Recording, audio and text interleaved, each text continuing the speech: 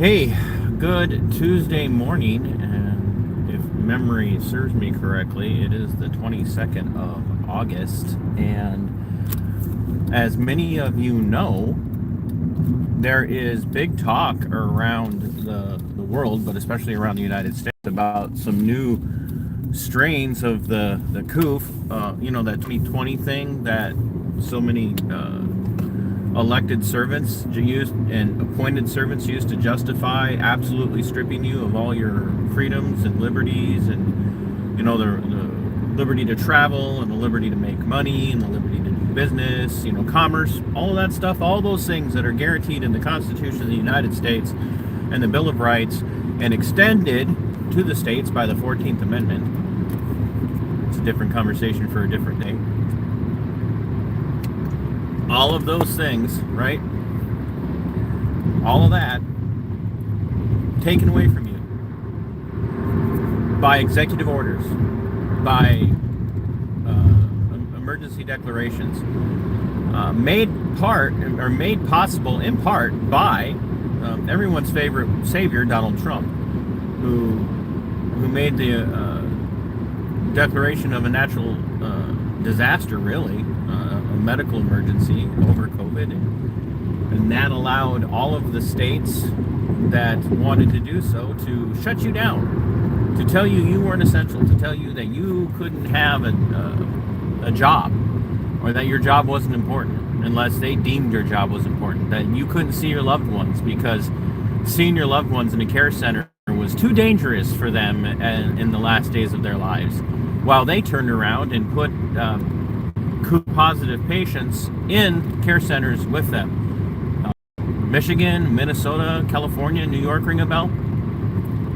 And so if you're paying attention, there's some new strains of the coof that are terrifying in how much they have, should we say, mutated and become a whole new beast. And they're letting us know that it's coming to a head. It's going to get bad. It's going to be incredibly dangerous. At least that's the message they're trying to send. But not to be found lacking in response, we are starting to receive reports from around the United States of colleges. Say there's one in Atlanta that is now going to be requiring all of their students to mask up upon return to the university or to the college. And a studio in California, I think it's Lionsgate, is now requiring masking and daily testing for their employees. Now, private business, I don't know what to say. I don't know what to tell you. If your employer decides they want to go that route, you've got some tough decisions to make. I think we all have been there, and we can all agree that it's not an easy thing to have to try and choose between earning a living and your liberties. But a private business making that decision on their own is not stripping you of your liberties. That is a product of the state at all of our levels. And so just be aware, be prepared that they are angling for your liberties. They are angling for you in some way. And I'm not trying to be hyperbolic. I'm not trying to, sensationalize the headlines. But folks, we might be a little early compared to the timeline of 2019 into 2020 and how things rolled out. But remember, we've got what's going to be probably one of the most hotly contested elections coming up here in 2024. Everything's in play right now. And we know that they were able to, for lack of better terminology, drive up their voter turnout by allowing mail-in voting and in a way that we've never seen before. And quite frankly, they really suppressed a lot of voting by terrifying people in 2020 that I want to be careful how I say this. People were fear-mongered into believing their lives were at stake if they didn't vote a particular way in particular states or in particular national elections, because they were being told that there was one particular party that was going to watch out for them and one particular presidential candidate that was going to take care of them. And so what makes you think, hello Linda from the UK, what makes you guys think that that's not going to happen again? Because they proved 2020 in the United States especially. Linda, thank you for reminding me by showing up from the UK to watch. What makes you think that they're not going to try something that worked for them before? And what makes you think that the vast majority of your neighbors aren't going to fall for it? Look, we've learned something about human nature, especially here in the Republic of the United States. Well, we used to be a republic. We've learned something about people's responses to the potential for danger or discomfort. And there's an old saying here in the United States that originated, I think it was with Jefferson, that said, those who would give up essential liberty for a little peace and security deserve neither security nor liberty. And that's what we saw in 2020 and into 2021 and in 2022 and really coming out of 2022 into this year 2023. A lot of people who were willing to give up essential liberty just to be made safe and secure from something that they should not have been scared of. And the regimists, the Republicans and the Democrats, learned they could wield that power effectively to control you. And a lot of people have complained about what happened in that time frame. Now they're complaining about it. They're now realizing how much of a setup it was. They're now realizing how they got played. But they don't have anybody to blame but themselves. They brought that on themselves. That wasn't the fault of the regimists. That was the fault of the people who sat sheepishly by and told the world by their actions that they would comply with whatever they were told to do. And folks, I don't mean to be black-pilled, but I am, I guess. I don't have a lot of hope in my fellow citizens here in the United States. I don't have a lot of hope that people won't just sheepishly comply. Big, strong, brave, bold men, people who are military veterans, law enforcement officers, people who are seen as these tough, go get 'em, take no BS, take the bull by the horns, take charge people, complied. We saw law enforcement officers that were more than willing to enforce mask mandates and stay-at-home orders and shutdowns of social gatherings. We saw it in Minnesota. Our governor created a snitch line, and people called it.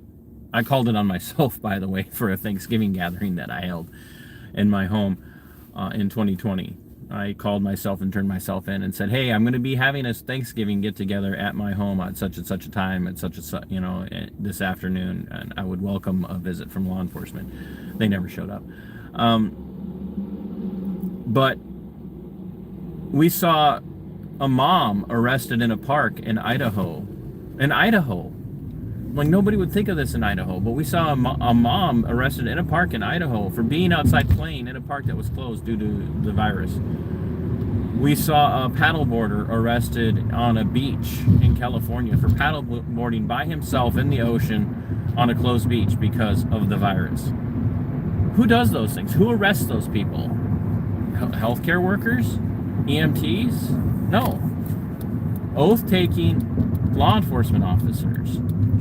And they take the orders from other oath takers who take their orders from other oath takers, people whose entire purpose is to defend your liberties, to stand up for your freedom, and sorry guys, and to fight for your right to the pursuit of life and liberty and happiness, and not to be infringed upon by the very people that you put in to represent you. But they count on you complying. They count on you being sheepish. And they count on that because you've proven you will be. They just really don't care one bit about whether or not what they're doing is a violation of their oath. And don't think for a minute this is just a left versus right thing, just a Democrat versus Republican thing, because it's not. Republicans, Democrats are all authoritarians. They're all absolutely 100% authoritarians. They're just authoritarian about the things that they love. They're authoritarian about what they want. So when the Republicans have power, they'll use their authority to exact upon you what they think you should do, just like the Democrats will do. So don't ever think for a minute that you're safe just because you voted Republican and you have a Republican governor. Because we saw Republican governors do the same thing. We saw churches comply. We saw, pastors. I haven't been to church in almost 2 years now because the churches that I did see that stayed open, I appreciate and respect, but there are some theological differences between me and them and where they are. And the churches that I thought were on my side theologically and should have then therefore been doctrinally and theologically aligned with resisting tyrannical orders to shut their churches down, shut their churches down. You can't trust the people that you thought you could trust. So you need to be prepared. You need to be getting it in your mind that they are going to use the fear porn. They're going to ramp this up, and they are going to start coming for you. They're going to try and tell you, you can't go to a store. You can't go out without a mask. You have to get a jab. You have to do this and you have to do that. You have to stay home. You have to vote remotely. You have to do all of this. That's what they're going to do. Now, if I'm wrong, I'm wrong.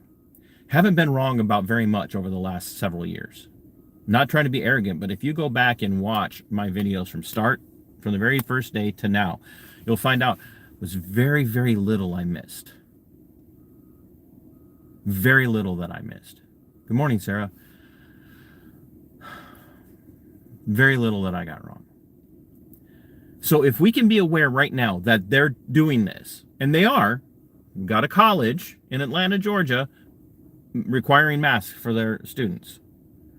We've got businesses, private businesses in California, requiring masking and testing on a daily basis for their employees and other people.